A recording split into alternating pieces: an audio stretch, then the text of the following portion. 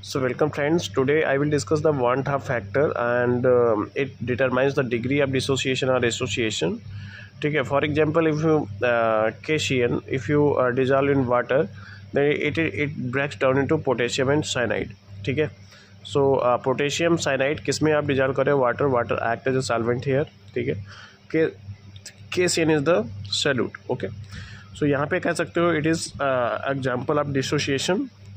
कभी कभी क्या होता है, जब आप किसी सॉल्यूट पार्टिकल्स को सॉल्वेंट में ऐड करते हो तो वहाँ पे एसोसिएशन के चांसेस होते हैं. एसोसिएशन मीनिंग क्या होता है, जैसे आपका एसिटिक एसिड है, अगर आप बेंजीन में डिजॉल्व करते हो तो ये क्या होता है कि इसमें CH3COH ये दोनों एग्रीगेशन मतलब क्या है, कंबाइन हो जाते हैं थ्रू द हाइड्रोजन बॉन्डिंग. ठीक है, मीन्स क्या है, दो एसिटिक एसिड के बीच में क्या होता है, हाइड्रोजन बॉन्डिंग के कारण एसोसिएशन हो जाता है. तो इसमें मोलर मास क्या हो जाता है, इंक्रीज हो जाता है. अब मोलर मास अगर डिसोसिएशन की बात करें तो इसमें डिक्रीज होता है.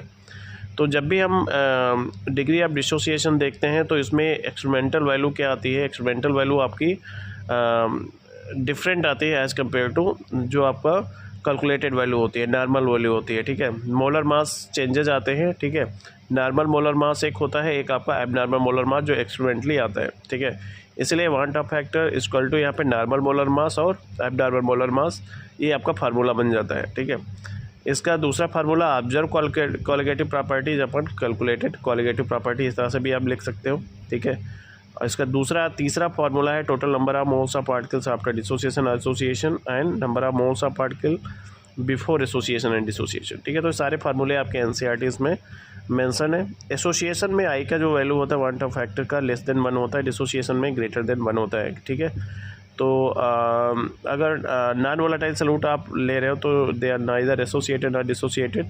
अगर कंप्लीट डिसोसिएशन हो रहा है तो उसमें वान 't Hoff फैक्टर की जो वैल्यू आती है 2 से 3 के बीच में आती है. इसमें जब भी हम डिसोसिएशन एसोसिएशन की बात करते हैं तो उसमें आपका van 't Hoff factor include होता है. तो जितने भी कोलिगेटिव प्रॉपर्टीज़ है, इधर they are relative lowering of vapour pressure और elevation in boiling point, depression और ऑस्मोटिक प्रेशर, उसमें हम इंक्लूड करते हैं वान 't Hoff फैक्टर को. ठीक है, तो ये इतना सारा है आपका वान 't Hoff फैक्टर जो आपके एनसीईआरटी भी क्लास 12 में मेंशन है. ठीक है, अगर आप इस फैक्टर्स को माइंड में रख के आप एग्ज़ाम देते हो तो यहाँ से आप कोई ना कोई कॉन्सेप्ट आपको कॉन्सेप्चुअल बेस्ड क्वेश्चन आपको मिल सकता है वान 't Hoff फैक्टर का. ठीक है, सो थैंक यू फॉर ऑल. ठीक है, जो भी मैंने शॉर्ट्स वीडियो डाले हैं ये आपके सारे सॉल्यूशंस से रिलेटेड है. It is the last part of this.